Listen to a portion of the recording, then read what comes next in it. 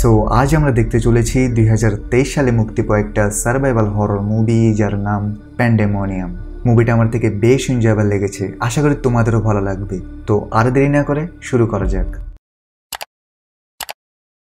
শুরুতে আমরা নেথান নামের এক লোককে দেখতে পাই যে কিনা বরফের পাহাড়ে অবস্থিত একটা নির্জন সড়কে অজ্ঞান অবস্থায় পড়ে রয়েছিল।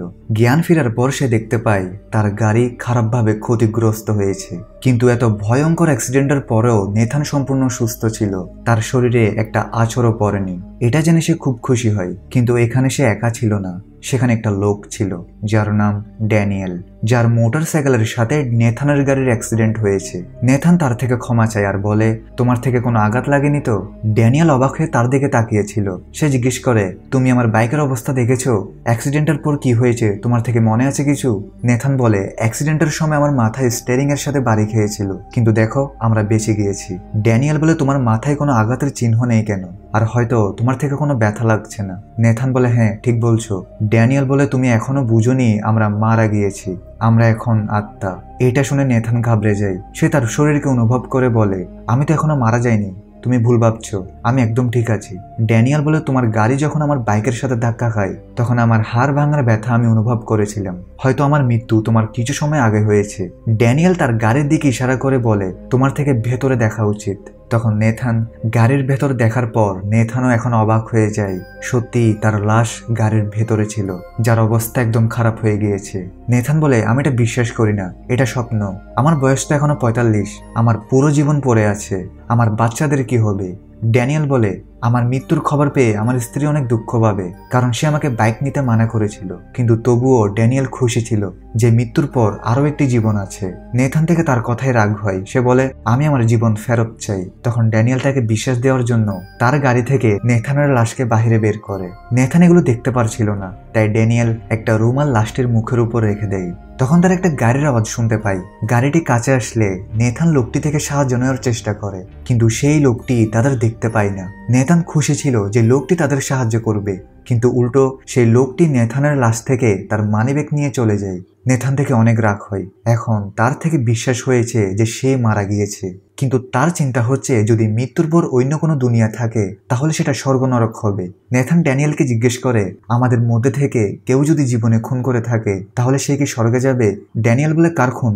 নেথান বলে, তুমি যেটা ভাবছো তেমন কিছু না, আসলে আমি আমার স্ত্রীকে খুন করেছি, কারণ সে অনেক অসুস্থ ছিল। যেটা শুনে ড্যানিয়েল বুঝতে পারে যে তখন কেন তার থেকে তার স্ত্রীর কথা মনে পড়েনি, শুধু তার বাচ্চাদের কথা মনে পড়েছে। তাদের দুজনের কথা চলাকালীন ড্যানিয়েল একটা সুর শুনতে পায়, যেটা নেথান শুনতে পারছিল না। তখন তারা তাদের সামনে একটা দরজা দেখতে পায়, যেটা আসলে স্বর্গের দরজা ছিল। ড্যানিয়েল খুশি হয়ে যায়, কারণ সেই সুরটা সেখান থেকে আসছিল, কিন্তু তখন তাদের পেছনে আরো একটি দরজা উপস্থিত হয়। নেথান সেখান থেকে ভয়ঙ্কর সব আওয়াজ শুনতে পাচ্ছিল।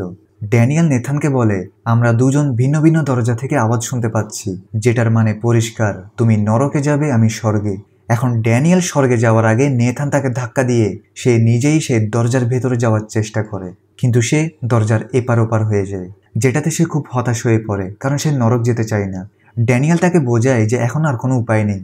ড্যানিয়েল অ্যাক্সিডেন্টের জন্য তার থেকে ক্ষমা চায় এবং বলে, তোমার কোনো দোষ ছিল না, আমারই মনোযোগ ছিল না, আসলে আমি রাস্তার পাশে একটা ছোট মেয়েকে দেখছিলাম। যাই হোক, তারা একে অপরকে জড়িয়ে ধরে এবং ড্যানিয়েল স্বর্গে যাওয়ার জন্য তৈরি ছিল, কিন্তু এবার ড্যানিয়েলও সেই দরজাকে পার করতে পারে না। অবাক হয় সে, যেমন কি হলো। আর এখন তো ড্যানিয়েলও সেই ভয়ঙ্কর আওয়াজগুলো শুনতে পাচ্ছে। তখনই সেখানে একটা ছোট মেয়ে আসে, যে কিনা তার মায়ের ব্যাপারে জিজ্ঞেস করছিল। আসলে এটা সেই মেয়ে যাকে অ্যাক্সিডেন্টের আগে ড্যানিয়েল দেখেছিল, কিন্তু তার কোনো ধারণা ছিল না তার বাইকের কারণে সেই মেয়েটিও মারা যায়। মেয়েটি বলে, তোমাদের কারণে আমার প্রাণ চলে গিয়েছে। এরপর মেয়েটি চিৎকার করতে থাকে, তাই এরা দুজন তাকে ধরে স্বর্গে নিক্ষেপ করে। ড্যানিয়েল হতাশ হয়ে পড়ে, কারণ সেও এখন নরকে যাবে। ড্যানিয়েল বলে, আমাদের নরকে নিক্ষেপ করতে কেউ আসবে না? তখন নেথান তাকে লাথি মেরে ভেতরে পাঠিয়ে দেয়, কিন্তু সে নিজে যাওয়ার জন্য রাজি ছিল না। তখন তাকে নেওয়ার জন্য একটা ভয়ঙ্কর অগ্নি রাক্ষস আসে, যেটাতে ভয় পেয়ে নেথান বাধ্য হয়ে নরকে প্রবেশ করে। ভেতরে গিয়ে সে অনেক লোকদের দেখতে পায়, যারা অজ্ঞান হয়ে মাটিতে পড়েছিল। সেখানে একটা ছোট মেয়ে ছিল। নেথান বুঝতে পারে না যে সে এখানে কি করছে। নরক তো নিষ্পাপদের জন্য না, তাই নেথান মেয়েটির কাছে যায়। তার হাত ধরার পর সে দেখতে পায় আসলে পৃথিবীতে তার সাথে কি হয়েছে। এই মেয়েটার নাম জ্যানি। জ্যানি তার পরিবারের সাথে খুবই ভয়ানক কিছু করেছে, যার কারণে সে জেলে যায়। একজন তাকে জিজ্ঞেস করে, তুমি তোমার পরিবারের সাথে এমন কেন করেছো? জ্যানি বলে, আমি আমার বোনকে ঘৃণা করি। আসলে সে কিছু ভয়ানক ছায়া দেখতে পেত, যার ফলে তার আচার আচরণ অদ্ভুত ধরনের হয়ে যায়। তার পিতাও তাকে ভয় পেত, তাই তারা চাইতো জ্যানিকে চিকিৎসার জন্য হসপিটাল নিয়ে যেতে।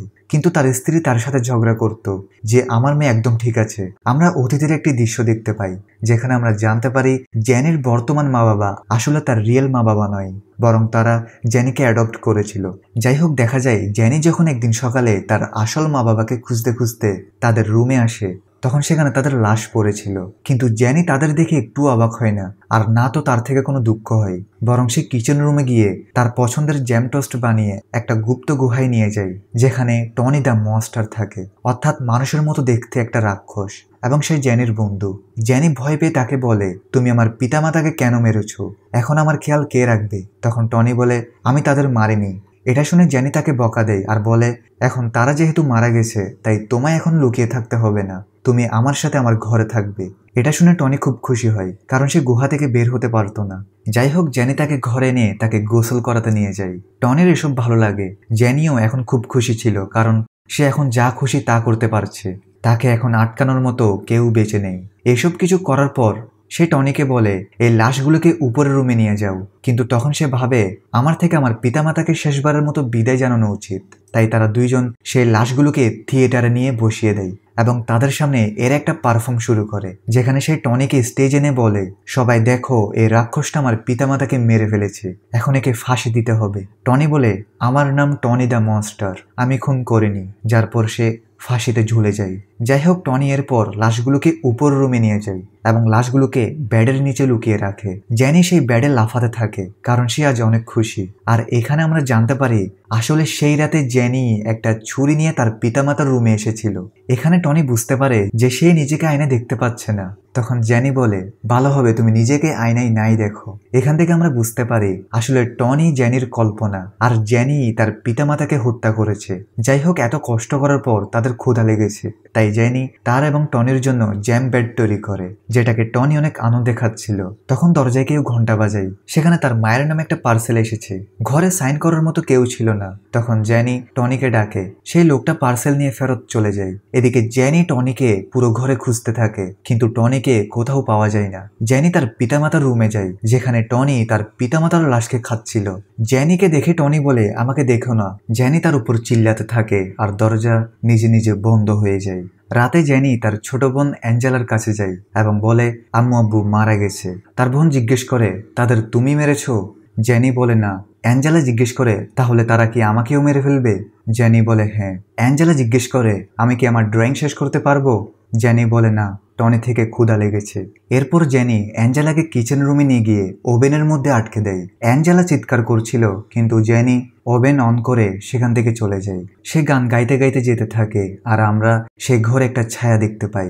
সিন আবার বর্তমানে আসে, অর্থাৎ নরকে, যেখানে নেথান জ্যানির কাহিনী দেখে অনেক ভয় পেয়ে যায়। তার শারীরিক অবস্থা খারাপ হয়ে যায়। নেথান পাশে থাকা একটা মেয়ে ক্লোই এবং তার মা জুলিয়ার কাছে যায়, যার হাত ধরাতে নেথান তার স্মৃতি দেখতে পারছিল। যেখানে আমরা দেখতে পাই জুলিয়া অনেক কান্না করছিল। সে তার মেয়েকে ডাকে, কিন্তু ক্লোই বাহিরে আসে না। সে তার রুমে যায় এবং কান্না করতে থাকে, কারণ ক্লোই নিজেকে শেষ করে দিয়েছে। কিন্তু জুলিয়া এটা মানতে রাজি না। সে ক্লোয়ের লাশকে টেনে নিচে নিয়ে আসে, যেখানে সে তাকে নতুন কাপড় পরিয়ে নাস্তা দেয়। সে ক্লোয়ের লাশকে বলে, সবকিছু খারাপ না হলে আমরা এখন ছুটি কাটাতাম। আমরা ক্লোয়ের অতীত দেখতে পাই, যেখানে ক্লোই বেঁচে আছে। জুলিয়া তার কাছে এসে বলে, দ্রুত করো, তোমার দেরি হচ্ছে। নাস্তা করার সময় ক্লোই ছুরিকে ভালোভাবে দেখছিল। তখন তার থেকে মনে পড়ে যে কিভাবে তাকে স্কুলে অনেক বুলি করা হয়। স্কুলে যাওয়ার সময় ক্লোই তার মাকে জানায় সে স্কুল যেতে চায় না, সেটা স্কুল না বরং নরক। জুলিয়া তাকে বোঝায় যে এই স্কুল তোমার জন্য নতুন, তোমার অভ্যাস হয়ে যাবে। বর্তমানে ক্লোয়ের লাশ মাটিতে পড়ে যায়। তখন তার বিড়াল তার আঘাতগুলোকে চাটছিল। জুলিয়ার আগে বিড়ালকে তাড়িয়ে দেয়। সে পাগলের মতো হেসে বলে, আমরা দুজন ঘুরতে যাব। কিন্তু এরপর সে আবার কান্না করতে থাকে। সে বলে, আমি তোমাকে অনেক ভালোবাসি, আর এখন তোমার থেকে স্কুল যাওয়ার প্রয়োজন নেই। কিন্তু সে যখন দরজা খুলে, তখন তার সামনে একটা দেয়াল ছিল। অতীতে অতীতের একটা দৃশ্য দেখতে পাই যেখানে ক্লোই স্কুলের মেয়েদের থেকে বাঁচার জন্য বাথরুমে লুকিয়েছিল। সে মেয়েগুলো জোর করে তাকে বাহিরে বের করতে চাচ্ছিল এবং এরপর তাকে বের করে জুতা চাটার জন্য বলে, সাথে সেটার ভিডিও তারা করছিল। বর্তমানে আমরা দেখি সেই দেয়ালটা আসলে জুলিয়ার চোখের ভুল ছিল। তার সাথে দেখা করতে একজন প্রতিবেশী এসেছে। জুলিয়া বলে, আমি আর ক্লোই ছুটি কাটাতে যাচ্ছি। সেই মহিলাটা থেকে জুলিয়ার আচরণ অস্বাভাবিক লাগে, তাই সে ক্লোয়েকে দেখার জন্য ভেতরে আসে, যেখানে সে ক্লোয়ের লাশ দেখতে পায়। যাই হোক, এরপর জুলিয়া ক্লোয়ের লাশকে নিয়ে কোথাও যাচ্ছিল, কিন্তু রাস্তায় তাদের অ্যাক্সিডেন্ট হয়ে যায়। ফায়ার সার্ভিস এসে তাদের উদ্ধার করে।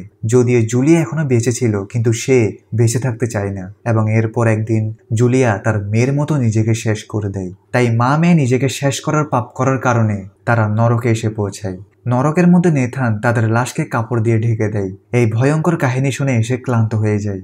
সেখানে এমনই অসংখ্য লোক ছিল যারা কোনো না কোনো কারণে নরকে পৌঁছে গিয়েছে। তখনই সেখানে একটা রাক্ষসের মতো দেখতে একটা লোক আসে।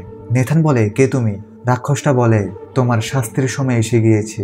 নেথান বলে যে তার স্ত্রী আগে থেকেই অসুস্থ ছিল, তাই সে শুধু তাকে অসুস্থতার কষ্ট থেকে তাকে মুক্তি দিয়েছে। রাক্ষসটা বলে, সে কি তোমাকে এমনটা করতে বলেছিল? নেথান বলে, না। রাক্ষস বলে, শাস্তির সিদ্ধান্ত আমি দেই না। নেথান বলে, তাহলে আমাকে তার কাছে নিয়ে যাও, আমি আমার বক্তব্য দিতে চাই। রাক্ষস বলে, এখন কোনো উপায় নেই, সিদ্ধান্ত হয়ে গিয়েছে, তোমার থেকে আমার সাথে যেতে হবে। নেথান জিজ্ঞেস করে, আমরা কোথায় যাচ্ছি? রাক্ষস বলে, প্রথমে তুমি একটা আইসোলেশন স্টেটের মাধ্যমে যাবে, যেন তুমি তোমার পুরনো স্মৃতিগুলোকে ভুলে গিয়ে একটা পবিত্র আত্মা হতে পারো। এরপর তোমার শাস্তি শুরু হবে। নেথান জিজ্ঞেস করে, আমি এখানে কতদিন থাকবো? রাক্ষসটা বলে, তুমি এখানে এখন চিরকাল থাকবে। এটা শুনে নেথানের হুশ উড়ে যায়। যাই হোক, রাক্ষসটা নেথানকে একটা রুমে নিয়ে যায়, যেটা অন্ধকার জেলের মতো ছিল। রাক্ষস বলে, এখানে তোমাকে প্রতিদিন শাস্তি দেওয়া হবে, এমন শাস্তি যেটা তুমি কোনোদিনও অনুভব করনি, আর তুমি কোনোদিনও সেটার অভ্যস্ত হবে না। নেথান জিজ্ঞেস করে, এখানে শাস্তি ছাড়া অন্য কিছু দেওয়া হবে? রাক্ষস বলে, না। যাওয়ার সময় রাক্ষস বলে, যখন তুমি তোমার আসল শাস্তির জন্য তৈরি হয়ে যাবে, তখন আমি তোমাকে নিতে আসবো। যার পর সে সেখান থেকে চলে যায়। সে যাওয়ার পর নেথান দেখে সেখানে কেউ শুয়ে আছে। নেথান জিজ্ঞেস করে, কে তুমি? তখন সেই রাক্ষস জেগে ওঠে এবং বলে, তুমি কি আমার নতুন খেলনা?